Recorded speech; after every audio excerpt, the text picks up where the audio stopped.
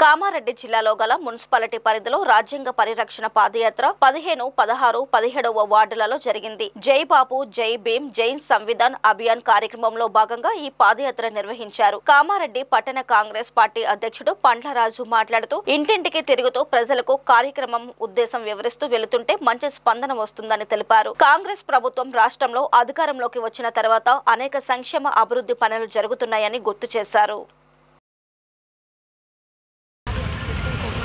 భారత రాజ్యాంగ పరిరక్షణ పాదయాత్ర మరి 15, 16, 17 వార్డులలో చేస్తున్నాం.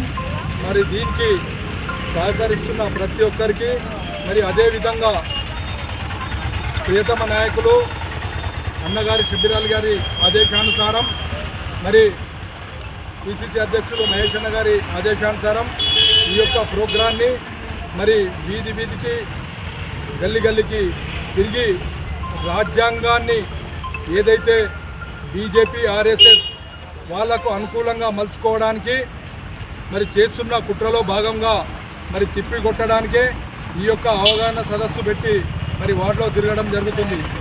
మరి దీని ముఖ్య ఉద్దేశం మరి ప్రతి ఒక్కరికి కూడా రాజ్యాంగం తెలవాలన్న ఉద్దేశంతో మరి మొన్నటికి మొన్న ఏదైతే గతంలో కేసులు కొట్టేసి సుప్రీంకోర్టులో మరి నేషనల్ హెరాల్డ్ పేపర్కు సంబంధించి మరి రాహుల్ గాంధీ గారికి, సోనియా గాంధీ గారికి నోటీసులు ఇవ్వడం జరిగింది, ఛార్జ్షీట్ దాఖలు చేయడం జరిగింది.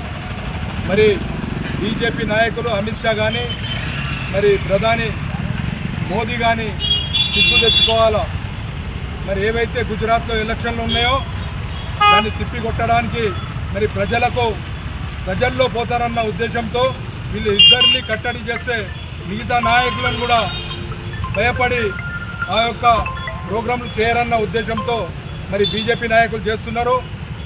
భయపడేది లేదు. స్వతంత్రం కొరకు గాంధీ కుటుంబం, నెహ్రూ ప్రాణత్యాగం,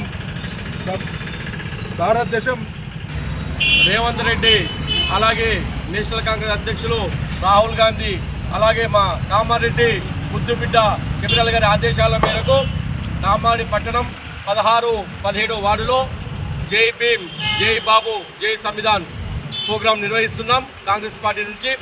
అలాగే ఈ ప్రోగ్రాం ముఖ్య ఉద్దేశం ఏంటంటే ఈ రాజ్యాంగాన్ని కించపరుస్తున్న ఈ బీజేపీని ఈ కిందికి తొక్కడానికి, ఈ బీజేపీ అమలు చేస్తున్న విషయాలను ప్రజలకు తెలియడానికి ఈ ప్రోగ్రాం నిర్వహించడం జరుగుతున్నది. అంటే భారత రాజ్యాంగాన్ని స్వతంత్రం నాటికి భారత రాజ్యాంగాన్ని రచించిన ముసాయిదా కమిటీ అధ్యక్షులు డాక్టర్ అంబేద్కర్ గారు ఈ 2 సంవత్సరాల 11 నెలల ఈ రాజ్యాంగాన్ని రచించడం.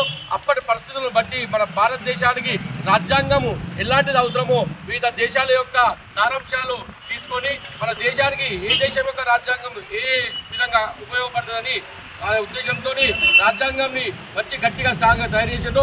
ప్రపంచంలో మన రాజ్యాంగం గట్టి రాజ్యాంగం అని ప్రపంచాలే గర్విస్తున్నాయి. దానికి ఇప్పుడు ప్రజెంట్ గవర్నమెంట్ ఉన్న ఈ గవర్నమెంట్లో అమిత్ షా గారు రీసెంట్గా చెప్పారు, అంబేద్కర్ అవమానించే విధంగా పార్లమెంట్ సాక్షిగా అంబేద్కర్ అని 4 సార్లు పదం ఉచ్చరిస్తూ ఈ అంబేద్కర్ పాదం అనే బదులు దేవుడు ఉచ్చరిస్తే మీకు ఇంకా ముందు ఉంటుందనే ఉద్దేశం ఏలన చేసే వ్యాఖ్యలు చేయడం జరిగింది.